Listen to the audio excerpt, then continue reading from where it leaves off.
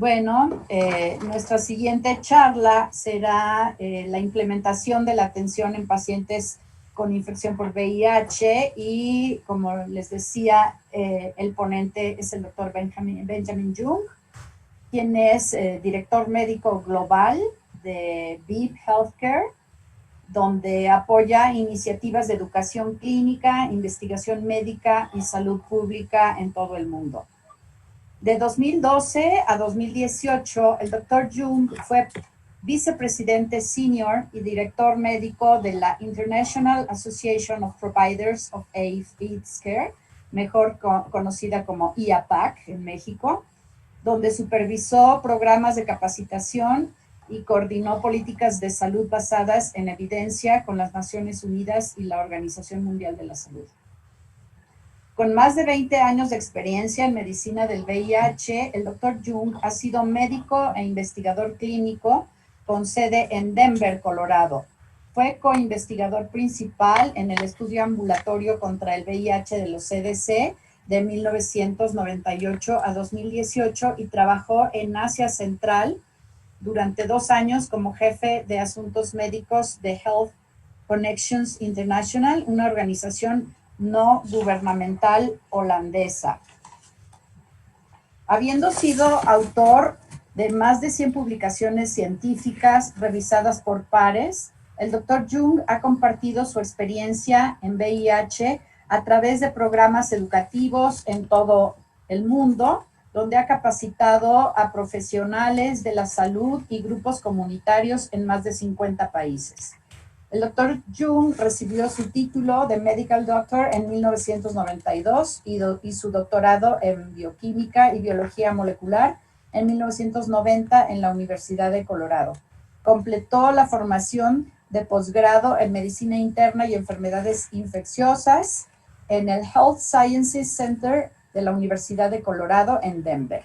Dr. Jung, bienvenido. Le damos paso a su presentación. Muchísimas gracias, doctora.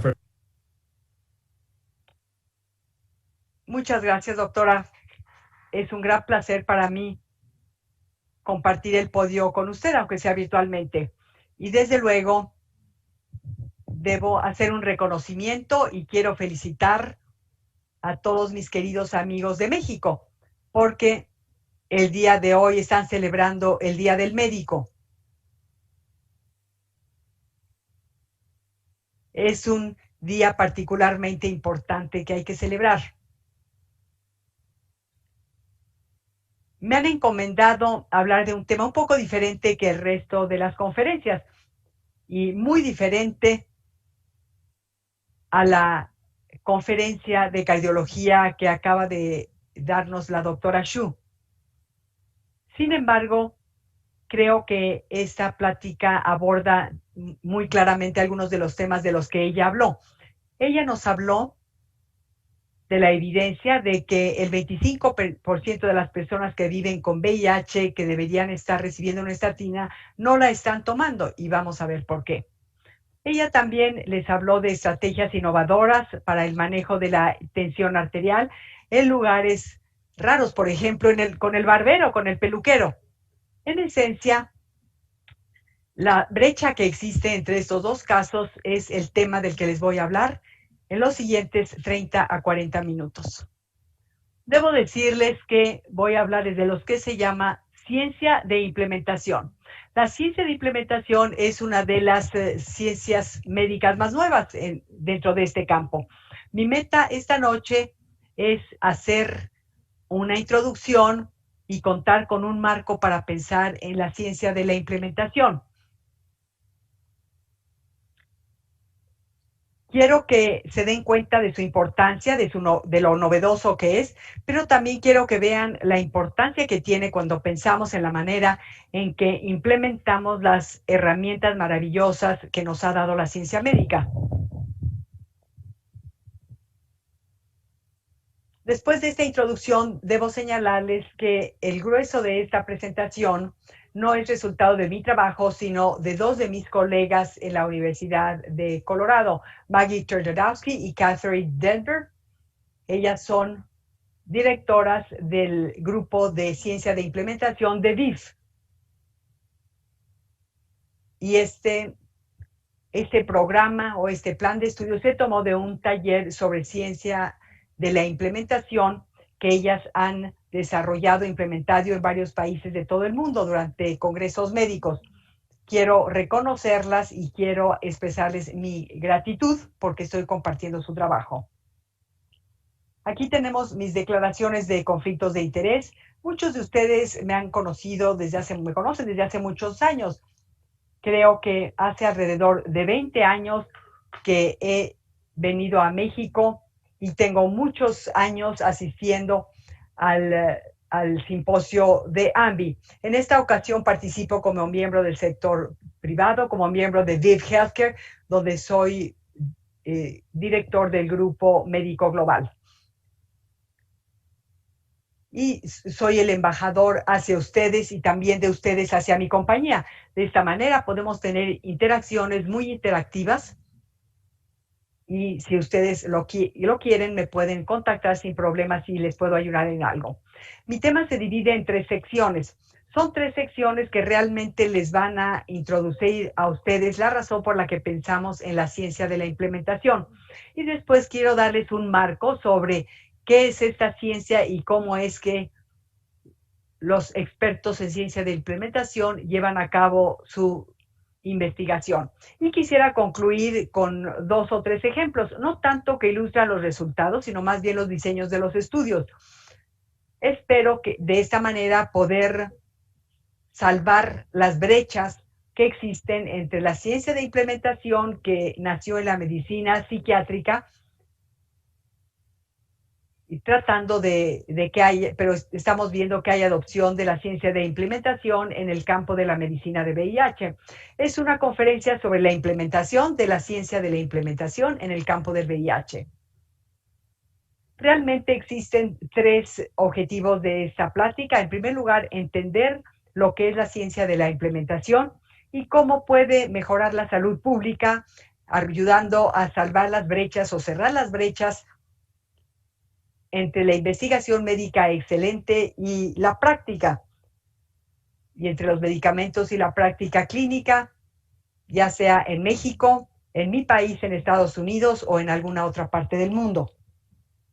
Y después quiero presentarles un marco de nuestro entendimiento básico de la implementación, incluidos algunos conceptos básicos y terminología, porque todo lo demás gira alrededor de esta terminología. Creo que esto es realmente lo importante, lo más importante.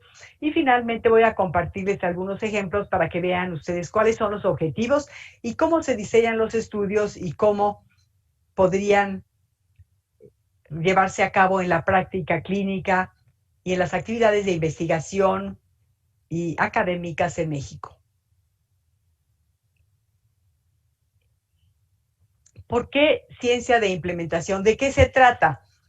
Creo que le hice una breve introducción a la hora de que me refería a la conferencia de la doctora Xu, pero nos encontramos en ese momento al borde de la 5ª década de la epidemia de VIH.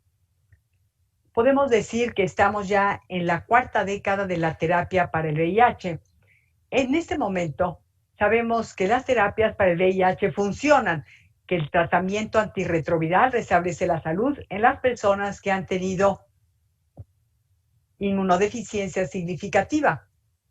Sabemos que puede mejorar su salud inmunológica. Para las personas diagnosticadas cuando están sanos inmunológicamente, previene la declinación inmunológica. Y desde luego que todo esto significa que las personas que tienen acceso a pruebas, a tratamientos y a cuidados, pues esto previene la muerte. También sabemos que las terapias para el VIH son prevención. Hemos oído mucho en años recientes acerca de la profilaxis preexposición o bien la profilaxis postexposición. En colaboración con los nacionales institutos de salud se muestra que la profilaxis postexposición funciona. La profilaxis preexposición de larga duración funciona, también la profilaxis postexposición, cuando hay exposición ocupacional, por ejemplo, misma que existía muy frecuentemente hace 25 años. Sabemos que los antirretrovirales previenen la transmisión vertical de madres a hijos. Y probablemente uno de los ejemplos más potentes y efectivos de la comunicación de la salud pública es que sabemos que las personas con tratamiento con niveles indetectables de virus no transmiten el virus a sus parejas sexuales. Sabemos entonces que las terapias antirretrovirales funcionan, pero también sabemos que no todo el mundo que debería recibirlas las está recibiendo. La siguiente diapositiva representa un resumen del informe anual de ONU-SIDA que se dio a conocer hace algunos meses. Si todas las terapias antirretrovirales funcionan, entonces, ¿a qué se debe que hay 1.7 millones de personas que adquirieron VIH el año pasado? 1.7 millones de infecciones nuevas. Y casi 700,000 personas murieron por enfermedad debida a SIDA el año pasado, a pesar del hecho de que las terapias antirretrovirales funcionan. Entonces, la brecha entre los medicamentos que funcionan y estos objetivos es lo que es el tema de gran parte del trabajo de salud pública. De hecho, es el trabajo de salud pública que orgullosamente les he ayudado en México. Tiene que ver con esto. 90-90-90 era y sigue siendo la campaña de ONU-SIDA. Se lanzó en 2014 en México, en la Ciudad de México. Se unió a esta iniciativa de las ciudades poco después de esto. Hemos logrado avances tremendos. Yo diría que son avances inmensos, inesperados en las metas de 90-90-90 en todo el mundo. Sin embargo, nos hemos quedado cortos en la meta que debía lograrse para fines de este año. ¿Dónde nos encontramos ahora? Los datos de ONU-SIDA nos indican que estamos en 81, 82 y 88 en lugar de 90-90-90. No creo que muchas personas hayan pensado que casi íbamos a lograr 90% del tratamiento de las personas. Es un avance inmenso. Sin embargo, seguimos teniendo muchas infecciones nuevas y muchas personas se siguen muriendo. ¿Qué significa esto numéricamente? En este histograma vemos lo que pasaba cuando no se había logrado 90-90-90. Esto significaba que 3.3 millones de personas que vivían con VIH no estaban diagnosticados. Significaba que 5.4 millones de personas diagnosticadas no estaban recibiendo tratamiento. 5 millones de personas, sabiendo que tenían la enfermedad, no recibían terapia antirretroviral. Y 5.4 millones de personas que estaban recibiendo tratamiento no lograban supresión virológica. Son brechas todavía muy significativas y esto solamente para lograr la meta de 90-90-90. Hay casi alrededor de una docena de países del mundo que ya lograron la meta de 90-90-90. Para asombro de muchos, creo yo, Eswatini en África anunció que ellos no únicamente lograron ya la meta de 90-90-90, sino 95, 95 y 95. Son las metas que estableció ONU-SIDA para 2030. En totalidad, esto nos muestra que hemos logrado avances tremendos, que incluso los países de ingresos bajos pueden lograr estas metas, pero sí siguen existiendo brechas significativas. Aquí tenemos las brechas desde la perspectiva de las regiones establecidas por ONU-SIDA. No es sorprendente ver que Europa Occidental y Norteamérica tienen un resultado razonablemente bueno en el continuo de cuidados. Igual África Oriental y del Sur. En América Latina estamos atrasados globalmente. En Europa Central y Asia Central, Oriente Medio y África, pues muestran retrasos. Hay diferencias regionales en la manera en que estamos alcanzando estas metas. Aun cuando en términos generales ha habido muchos avances, este avance hoy no es homogéneo. Y la siguiente diapositiva quiero llevar las metas de 90, 90, 90 dentro de la ciencia de implementación. Creo que las metas de 90, 90, 90 han revolucionado la manera en que pensamos en la prestación de servicios y el logro de las metas de salud. Y considero que esto representa un marco muy sencillo a la hora de pensar en la ciencia de la implementación. Aquí podemos ver en las brechas dentro de cada uno de los pasos de la implementación. Y me da mucho gusto escuchar que la doctora Xu habló del cuarto 90 que tenemos que lograr, que tiene que ver con el 90% de todo lo que hacemos. Lo que trata de hacer la ciencia de implementación es que a partir del reconocimiento de que tenemos datos muy contundentes y eficaces acerca del diagnóstico y acerca del tratamiento, pues nos damos cuenta de que no se están implementando efectivamente en muchas partes del mundo o en muchas comunidades de personas. Entonces, la idea es identificar el dónde, el cómo y el a quién con el fin de tener esas intervenciones basadas en evidencia y llevarlas a las clínicas y a las comunidades de todo el mundo.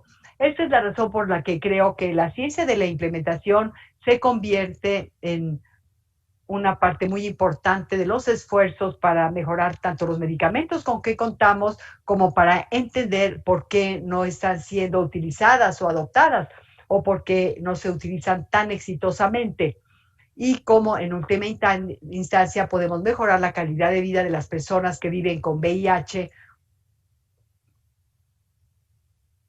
o podemos mejorar su esperanza de vida. Esta diapositiva es un infográfico de VIF. Es una representación esquemática o una caricatura que nos muestra que tenemos medicinas efectivas que se han estudiado en estudios aleatorizados controlados para tratar o prevenir la infección por VIH.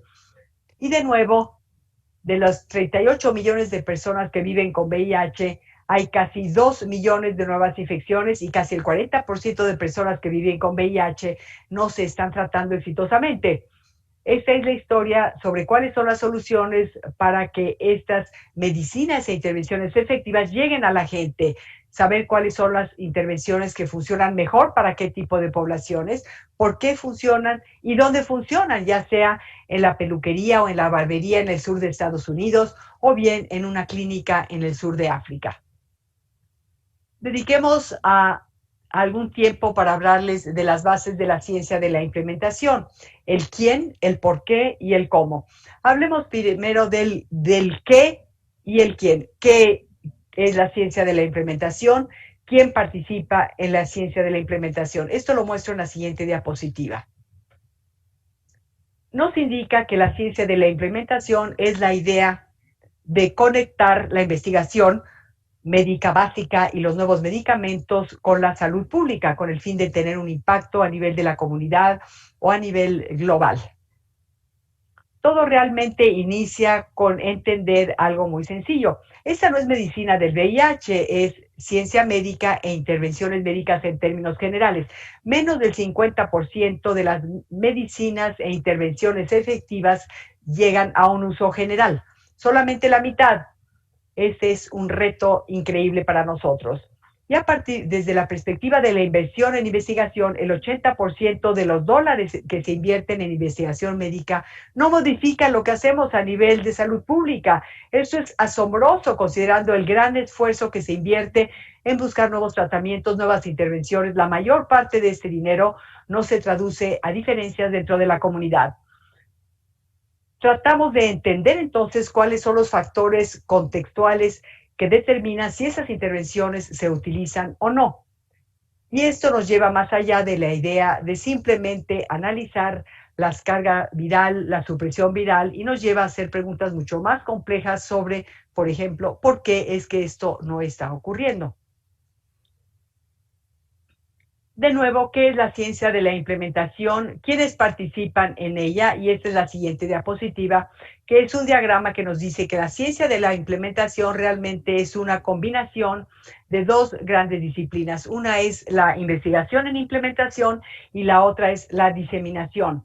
La investigación se pregunta cuáles son las cosas que funcionan para que estas intervenciones lleguen al campo, a la comunidad. Es la investigación en implementación. Y después, ¿cómo logramos que esta información se pueda difundir y tenga un uso rutinario? Es la investigación en difusión. Y no necesariamente lleguen a las clínicas y quienes hacen la investigación, ¿no? Tratamos de sortear o de salvar esta brecha. Quiero introducir estos nuevos términos y probablemente les parezca algo redundante en el resto de la conferencia. El papel de la ciencia de implementación es entender que las cosas funcionan, pero lograr que estas cosas funcionen requiere un conjunto de herramientas que aceleren el impacto de todas estas cosas. Les quiero mostrar ahora un ejemplo. Vamos a tomar una pandemia contemporánea para tratar de aprender de ella. Este es un ejemplo. El lavado de manos. Sabemos que el lavado de manos es una manera efectiva para prevenir la transmisión de enfermedades transmisibles. Lo hemos sabido por décadas.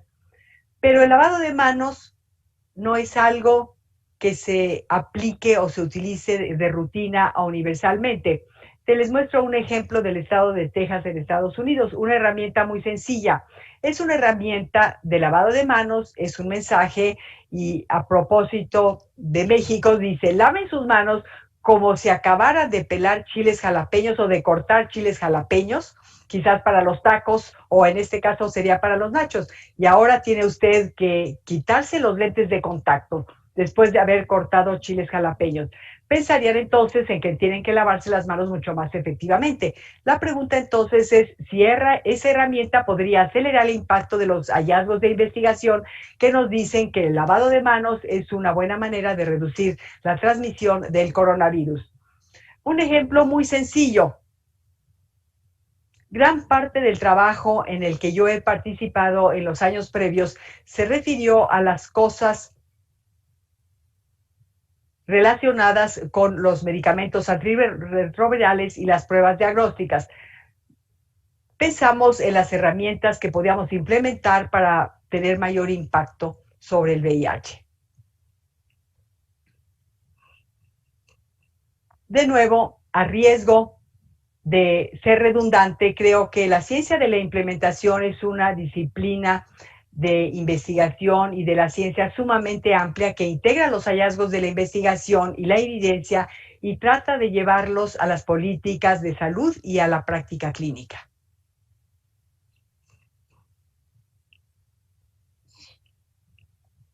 La ciencia de la implementación, entonces, incluye investigación que estudia los métodos que promueven la aceptación, o esto es, realiza estudios sistemáticos que analizan el tipo de prácticas basadas en evidencia que hacen que estas herramientas o estas cosas mejoren la adopción, la calidad y la efectividad de los servicios de salud. Regresaremos a esto al final, pero un ejemplo de esto sería qué tipo de estrategias podrían apoyar o facilitar la adopción de pruebas en este contexto. Sabemos que estas pruebas son precisas, tienen alto valor predictivo, alta especificidad, pero no se adoptan mucho en estos contextos. ¿Cuáles son las estrategias que podríamos utilizar para promover la herramienta, la intervención, que sería la prueba, y su adopción dentro de los servicios de salud? Esta diapositiva trata de llevarnos de lo que sabemos hacia la ciencia de implementación. Las cosas que nosotros conocemos en la investigación clínica, en estudios clínicos aleatorizados, por ejemplo, cosas como la eficacia clínica. Las intervenciones son típicamente un fármaco, o como dijo la doctora Xu, ciertos tipos de procedimientos o tratamientos cardiovasculares. Tenemos los resultados que se utilizan para estudiarlos, como supresión viral, cambio en CD4 o otro perfil. El tema de la investigación sería el paciente, esto es la persona que vive con VIH. La ciencia de la implementación, entonces, aquí tenemos que el objetivo del impacto sería el objetivo de la estrategia de implementación. Y los estudios que se podrían hacer pueden ser variables. Puede tratarse de un fármaco, de un procedimiento, pero también podríamos estar estudiando una estrategia de implementación o intervención para la implementación, por ejemplo, un letrero para el lavado de manos, porque diciendo que se las laven como si acabara uno de cortar chiles jalapeños. Pasemos a la siguiente diapositiva. ¿A qué tipo de intervenciones nos referimos en la ciencia de implementación? Tenemos cada vez más literatura y literatura muy rica acerca de esto. Inicialmente, esta literatura apareció primero en la medicina psiquiátrica. Sin embargo, se extendió a un rango muy amplio de intervenciones, por ejemplo, tratamientos médicos o terapias conductuales. Pueden ser intervenciones, por ejemplo, sobre recordatorios clínicos, sobre políticas o programas de salud, como por ejemplo las que decidir no hacerse la prueba. O pueden ser intervenciones en términos de comunicación, reuniones por Zoom, mensajes de texto, o bien podrían ser metas como 90-90-90 y leyes de salud pública que modifiquen el uso de antirretrovirales, por ejemplo, como lo que ocurrió hace 5 años para el tratamiento universal, de acuerdo con la OMS. Entonces, la ciencia de la implementación tiene que ver con lo siguiente. Esta es la nomenclatura en la que quiero enfocarme. La intervención, la práctica o la innovación, lo que es eficaz lo vamos a llamar la cosa. Esto es el nuevo tratamiento o una nueva terapia. La efectividad, no la eficacia, sino que la investigación sobre efectividad trata de ver si esa cosa funciona en el campo. La ciencia de la implementación nos da información sobre cuál es la mejor manera de ayudar a la gente, a los clínicos, a los pacientes y a las clínicas a hacer esa cosa. Por ejemplo, sería autohacerse la prueba de VIH. Las estrategias de implementación son las cosas que hacemos para ayudar a que las personas y las cosas hagan esa cosa, y las principales medidas de los resultados son en qué medida o cuán bien esa intervención les ayuda a las personas y a los lugares a hacer esa cosa. Son conceptos realmente muy sencillos, pero son muy diferentes de los marcadores tan importantes que estamos acostumbrados a ver en la medicina de VIH, como cuenta de CD4, carga viral, etcétera, etcétera. Aquí podemos ver que cuando pensamos en todo esto, existen muchos actores que contribuyen a la adopción exitosa de esa cosa o de esa intervención. Creo que de manera importante nos hemos enfocado de manera importante y razonable en los pacientes que están del lado derecho de este esquema. Hemos pensado no suficiente, pero mucho en los clínicos dentro de esto. Pero cuando pensamos en la adopción real de una nueva intervención, podemos ver que hay muchos actores más. Tenemos, por ejemplo, administradores, gobiernos, tenemos especialistas en metodología, formuladores de políticas, tenemos personas que participan en el diseño de instituciones de salud, personas del campo de la informática, de la computación y, muy importante actualmente, economistas de la salud. Es así que cuando hablamos acerca de aquellas cosas que contribuyen a que la intervención sea adoptada o sea aplicada, realmente necesitamos entender a todos estos actores, porque todos ellos deben ser parte del estudio dentro del ambiente de investigación. Claro, no todo estudio puede incluir a todos estos actores, sin embargo, tenemos que darnos cuenta de que todos ellos participan y los estudios de investigación quizás no se pueden enfocar en grupos selectos o los grupos pueden ser muy diferentes de las personas con las que estamos acostumbrados a interactuar. La siguiente diapositiva nos lleva a la transición a la ciencia de implementación ampliamente. He trabajado mucho en esto desde 1999, pero quiero hablarles de esto, de la implementación a un nivel más amplio. Esta ilustración nos dice que la investigación nos habla de intervenciones eficaces, que son las que son aprobadas por las autoridades reguladoras, tienen que probar su eficacia, pero no toda intervención eficaz logra llegar a los sistemas de prestación de servicios. Podría ser algo demasiado caro o algo que no es muy factible. La ciencia de implementación y los dólares y nos indican que lleva muchísimo tiempo que una intervención incluso altamente eficaz pueda llegar a convertirse en un cuidado estándar. El promedio es de 17 años, tardó 17 años para que las estatinas realmente se convirtieran parte de la práctica clínica rutinaria. Y únicamente el 14% de estos descubrimientos lo logran. El no hacer esto significa que nuestras inversiones en investigación clínica se pierden o se desperdician y los pacientes no se benefician de tratamientos que podrían ser sumamente efectivos para ellos.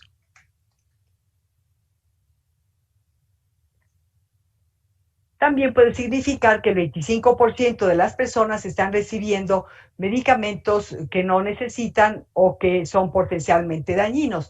Y claro, en países en desarrollo todo esto lleva más tiempo. Me he pasado mucho trabajo en años recientes en esto y he tratado de lograr optimización del acceso a tratamientos modernos, particularmente en estos países. Estamos acostumbrados a pensar en el continuo de cuidados del VIH. Aquí estoy tomando el concepto de un continuo, estoy hablando de la transición de investigación a la práctica. Se desarrolla la investigación, hay aprobación por autoridades regulatorias, entra al mundo real, pero todavía hay muchos pasos más necesarios con todos los factores que mencioné, que en última instancia afectan su adopción en la vida real. Y esperemos que a partir de allí pueda mejorar los resultados de los servicios.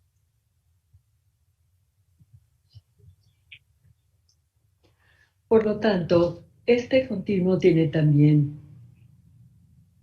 semanas, como en el continuo de tratamiento de VIH.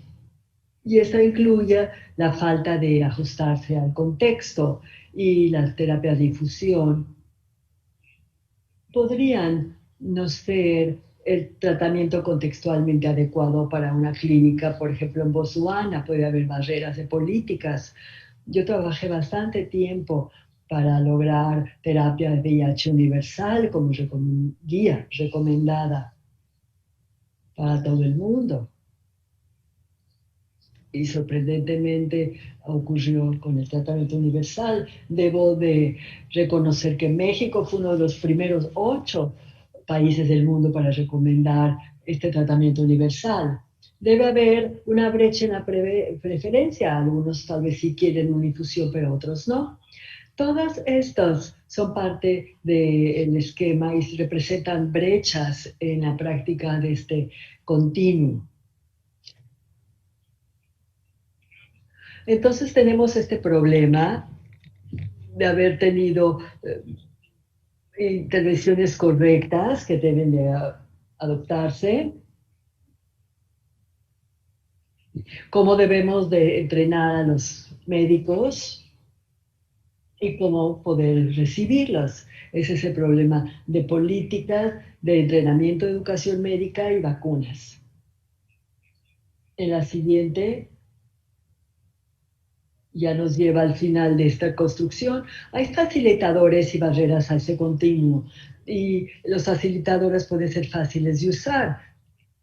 Eso es por eso que esos medicamentos de una vez al día para VIH son muy populares porque ahorra tiempo, nos ayuda más. Y las barreras incluyen, por ejemplo, la necesidad de reestructurar todo el sistema. Pueden ser organizaciones inestables, que es un problema en países en desarrollo donde cambia frecuentemente la estructura del gobierno. Los gobiernos inestables o las guerras se vuelven un problema grave. Y VIH puede ser más agudamente que cualquier otra patología donde hay discriminación y criminalización, que son realmente barreras importantes. Falta de eficacia de los médicos es un reto principal porque es un proceso de aprendizaje o se debe de implementar una estrategia nueva que no es eficiente. Así es que necesitamos reconocer que hay una variedad de factores que pueden afectar la implementación y por lo tanto los estudios que lo están considerando deben de pensar en la posibilidad de factores múltiples que deben de controlarse para la adopción de éxito. Cambiemos ahora al cómo. ¿Cómo se puede hacer la investigación de la implementación? Podemos avanzar 2 diapositivas. La metodología realmente lo voy a ir bajando a los otros cuadros. Hay metodología que considera recuadros para estrategias, diferentes tipos de estrategias, desenlaces, y estas medidas tienen a su vez diferentes diseños de estudios y diferentes implicaciones.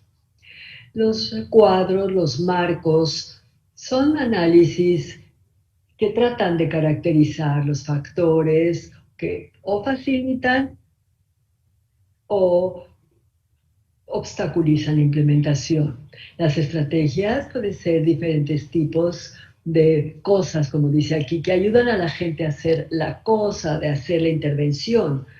Hay estudios que analizan el éxito de la intervención, por ejemplo, que también se están realizando las intervenciones, por ejemplo.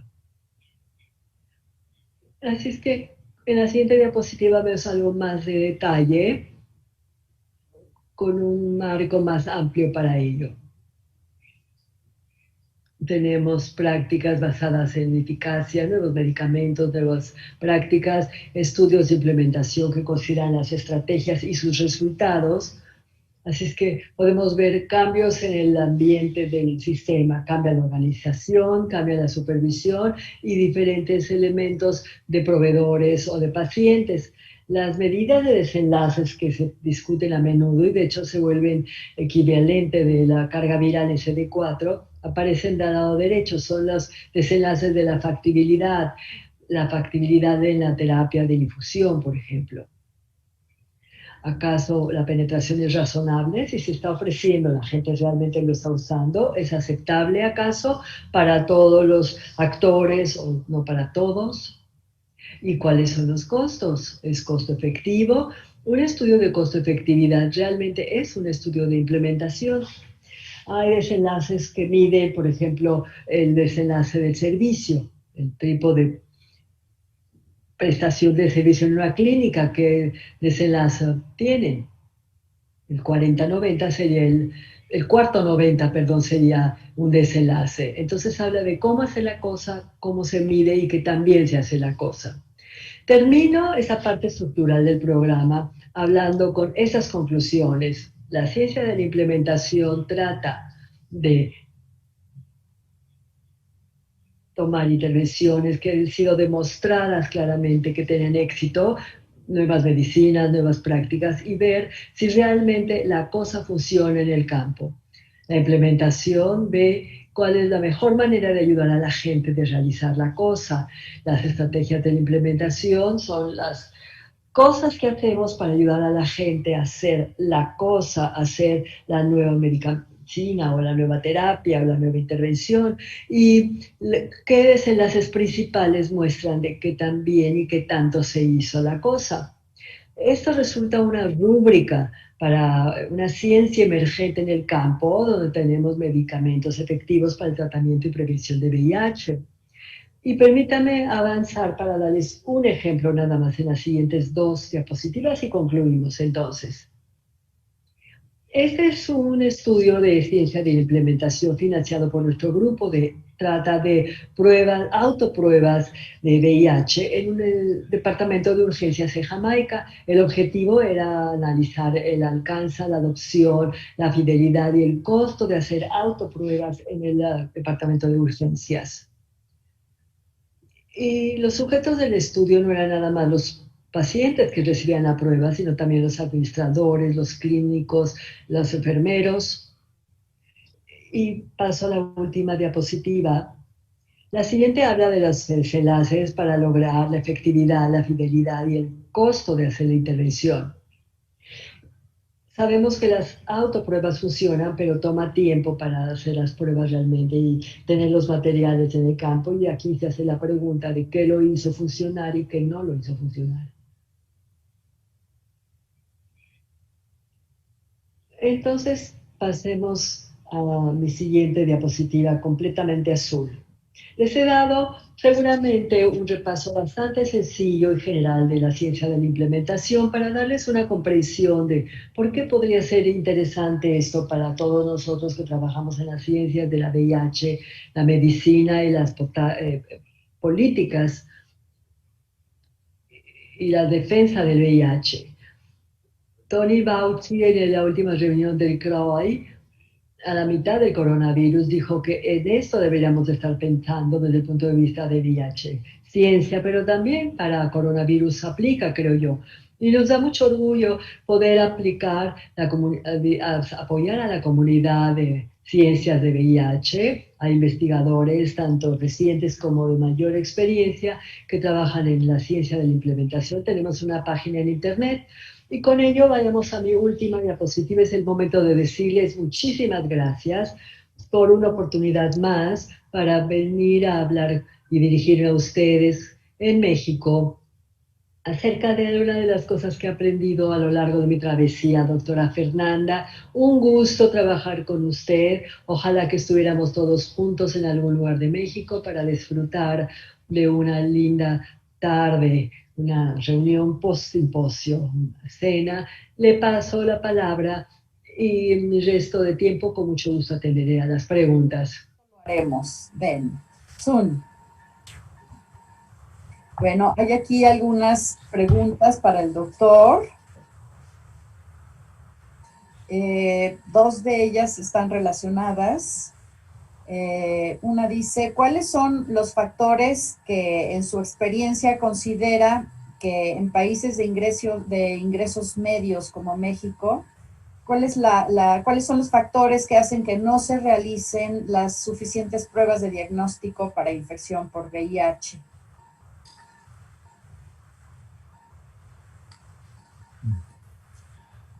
So thank you for the question. I'm going to answer this from personal observation over many years, not from a detailed Gracias por la pregunta. Y voy a basarme en la experiencia, que es evidencia que he tenido.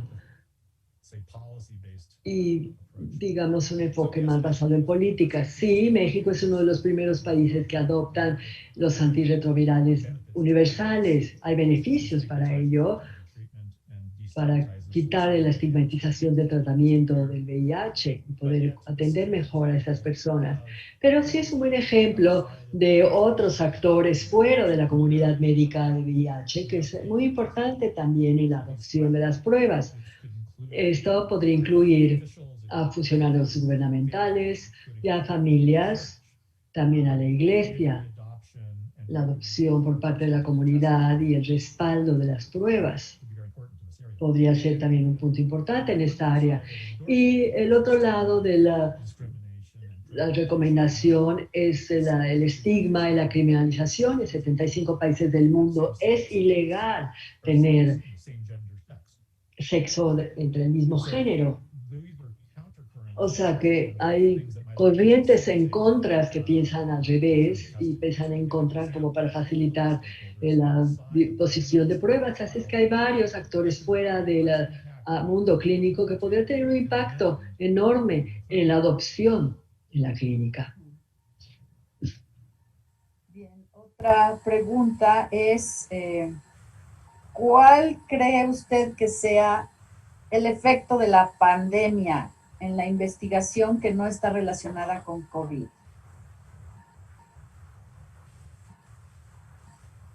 Yeah, Pues sí, por supuesto, queda muy claro, me parece, que el COVID ha recibido enormes impactos en todo lo que hacemos. Y todavía muchos que no reconocemos aún. Y también me parece muy razonable, como respuesta a la pandemia de una enfermedad infecciosa, que muchos de nosotros estamos trabajando mucho en coronavirus, sino en VIH. Pero dicho esto, estamos en un punto en donde podemos terminar la pandemia viral anterior. Y eso requiere de visión y compromiso y liderazgo para asegurarnos de seguir implementando las estrategias que conocemos y sabemos que pueden salvar vidas y prevenir nuevas infecciones. El reto es enorme para nosotros, tanto a nivel global, pero también a nivel nacional. Aquí en Estados Unidos hay muchísima preocupación por descreditar la ciencia, descreditar a los CDCs o los Institutos Nacionales de Salud, tal vez para desacreditar al coronavirus, pero la consecuencia de eso es que también estamos desacreditando los esfuerzos sobre tratar y de disminuir las infecciones por coronavirus o VIH. Y bueno, otra, que será la última, Ben, si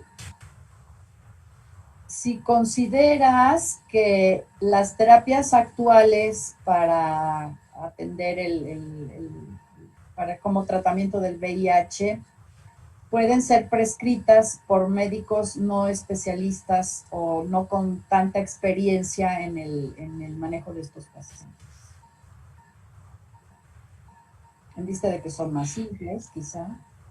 A really important question. Una pregunta realmente muy importante y podría causar controversia en muchos lugares. Y lo digo desde la perspectiva